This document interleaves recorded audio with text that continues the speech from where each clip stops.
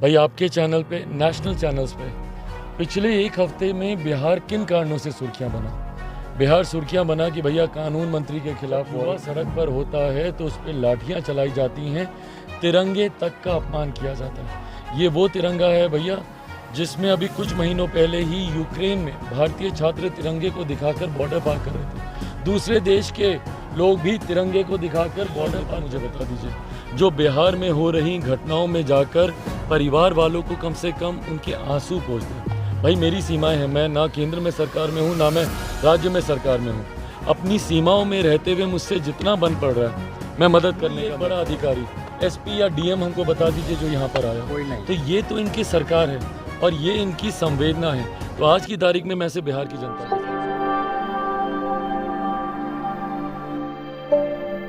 चिराग पासवान जी से बात करा और तमाम तथ्यों को उन्होंने रखा। हम बता दें यहाँ पे जिस तरीके से इन्होंने वो कार्य यहाँ पे आकर के तमाम लोगों के समक्ष अपनी बातों को रखा। ये चाहिए बाबू बताओ कि तो सर आए थे क्या कुछ बात कराए तुमने किस क्या चिराग जी से अभी आए यहाँ पे तो तुमसे जो बात हुआ क्या तुम कहना चाहती हो? सबसे पहले आपको थैंक यू बहुत बहुत। और इन्होंने बोला कि मेरी पढ़ाई लिखाई की कोई चिंता करने की ज़रूरत नहीं है। बिल्कुल। और अपराधी को भी बहुत कड़ी से कड़ी सज़ा मिलेगी।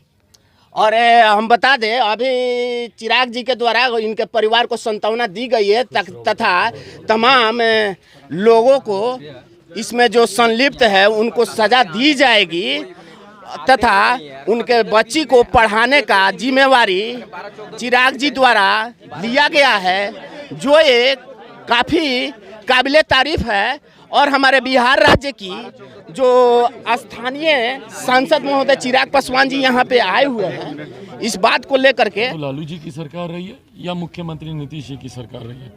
मुख्यमंत्री नीतीश कुमार जी ने हम सबको ये बात बताई कि भैया 15 साल पहले जंगल राज था। ये जंगल राज शब्द मुख्यमंत्री जी का ही सिखाया हुआ है सब लोगों को। आज की तारीख में जो 18 साल का लड़का है या 20 साल का लड़का है या 22 साल का लड़का है या गोकुल जी की जो सुपुत्री है वो IAS बनना चाहती है, उसकी जो उम्र है उसको नहीं पता कि भैया 15 साल पहले का बिहार कैसा था। उसको मुख्यमंत्री जी ने बताया कि 15 साल पहले जंगल राज था। वो बोलते थे अपने भाषण में, कह रहे जाओ जाकर अपने बाप दादा से पूछो कि 15 साल पहले का बिहार कैसा था। आज उसी 15 साल पहले के बिहार से उन्होंने समझौता कर कर अपनी व्यक्तिगत महत्वाकांक्षाओं के लिए उन्होंने सरकार बना ली। और परिणाम स्वरूप क्या हुआ, 9 तारीख को सरकार बनती है, 10 तारीख को यहाँ पर गोकुल जी की हत्या होती है, पत्रकार की।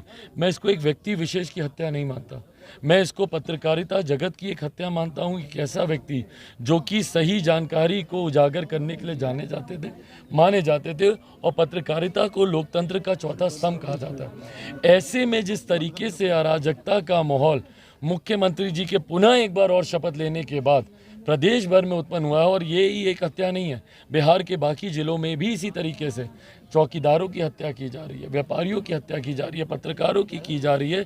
ये अपने में दर्शाता है कि अपराधियों का मनोबल, अब तो भैया अगर वो जंगल राज था ये भी जंगल राज है, तो अब तो डबल जंगल राज आ गया। तो डबल जंगल राज में अपराधी एकदम खुश हैं कि भैया हम कुछ भी कर लेंगे, हमारे ऊपर कोई कार्रवाई तो होनी नहीं। कि ये जो सरकार है ये पूरा कार्यकाल पूरा नहीं कर पाएगी, सरकार टूट गई, महागठबंधन की सरकार बन गई। अब आप क्या अनुमान लगा रहे हैं कि ये सरकार अपना कार्यकाल पूरा कर पाएगी? नहीं कर पाएगी भाई। और कारण है जिस तरीके से इस सरकार के बनते ही भाई आपके चैनल पे, नेशनल चैनल्स पे पिछले एक हफ्ते में बिहार किन कारणों से सुर्खियां बना। बिहार सुर्खियां बना कि भैया कानून मंत्री के खिलाफ वारंट है। बिहार सुर्खियां बना कि किस तरीके से सरकारी बैठकों में परिवार के सदस्यों को बुलाया जा रहा है। बिहार सुर्खियां बना कि किस तरीके से अपनी भर्ती की मांग को लेकर जब युवा सड़क पर होता है तो उस पर लाठियां चलाई जाती हैं, तिरंगे तक का अपमान किया जाता है। ये वो तिरंगा है भैया जिसमें अभी कुछ महीनों पहले ही यूक्रेन में भारतीय छात्र तिरंगे को दिखाकर बॉर्डर पार कर रहे थे, दूसरे देश के लोग भी तिरंगे को दिखाकर बॉर्डर पार कर रहे थे, सुरक्षित इस तरफ आ रहे थे। और भारत में जब उसी तिरंगे को लेकर अगर कोई विरोध प्रदर्शन कर रहा है, बैठा है धरने पर, तो किस बर्बरता से ये घमंड दर्शाता है। और मुख्यमंत्री नीतीश कुमार जी कभी भी राष्ट्र हित में, राष्ट्रवाद के लिए या देशभक्तों के पक्ष में कभी वो रहे हों, ऐसा देखा नहीं गया। और तिरंगे का अपमान उसी का उदाहरण है। तो जब इतना विरोधाभास हो तो ये गठबंधन भी भाई ज़्यादा समय तक नहीं चलेगा। मैं दावे के साथ कहता हूँ 2024 के चुनाव से पहले पुनः ये गठबंधन टूटेगा और बिहार मध्यवर्ती चुनाव की ओर अग्रसर होगा। एक सवाल और सर, लास्ट है। आरसीपी सिंह के बारे में ललन सिंह ने कहा है कि वो नीतीश कुमार के स्टाफ थे, इस पर क्या प्रतिक्रिया है आपकी? तो स्टाफ थे तो क्या स्टाफ थे, उनको राजनीति में लाने वाले नीतीश कुमार हैं। मतलब ये सोच कि स्टाफ के लोग आगे नहीं बढ़ सकते, ये सोच है पता है इनकी। ये ऐसे लोगों की सोच है जिनके अंदर कार्यों को लेकर सम्मान नहीं होता, डिग्निटी ऑफ लेबर ये लोग नहीं समझते। ये लोग झाड़ू पोछा लगाने वाले को निम्न स्तर का समझते हैं। घर पे अगर कोई काम कर रहा है उसको ये लोग नौकर, इन शब्दों का इस्तेमाल करते हैं कि नौकर है ये। स्टाफ के लोग हैं, नौकर हैं, ये लोग काम करते हैं। तो भाई एक नौकर जो नौकरी कर रहा है, काम कर रहा है, वो सामने कैसे खड़ा हो सकता है? वो हमारी बराबरी कैसे कर सकता है? इस बात को कहना कि वो स्टाफ हैं, ये दिखाने का प्रयास किया जा रहा था कि देखिए वो उनसे ओहदे में कितने नीचे हैं, तो वो उनकी बराबरी कभी नहीं कर सकते।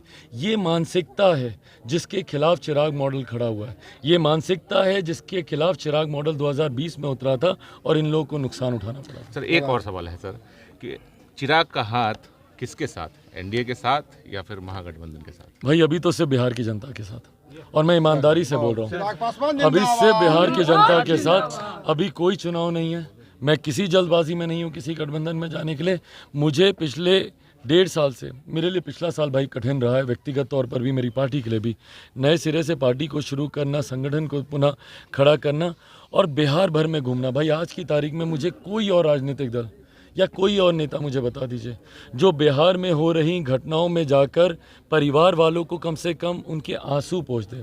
भाई मेरी सीमाएं हैं, मैं ना केंद्र में सरकार में हूँ, ना मैं राज्य में सरकार में हूँ। अपनी सीमाओं में रहते हुए मुझसे जितना बन पड़ रहा है मैं मदद करने का मैं प्रयास कर रहा हूँ। और मदद नहीं भी कर सकता तो कम से कम परिवार के जाके आंसू पोंछने का, उनका दर्द बांटने का तो प्रयास कर रहा हूँ जो मुझसे हो पा रहा है।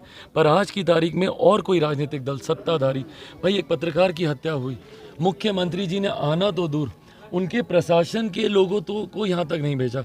कोई एक बड़ा अधिकारी, एसपी या डीएम हमको बता दीजिए जो यहाँ पर आया हो। तो ये तो इनकी सरकार है और ये इनकी संवेदना है। तो आज की तारीख में मैं से बिहार की जनता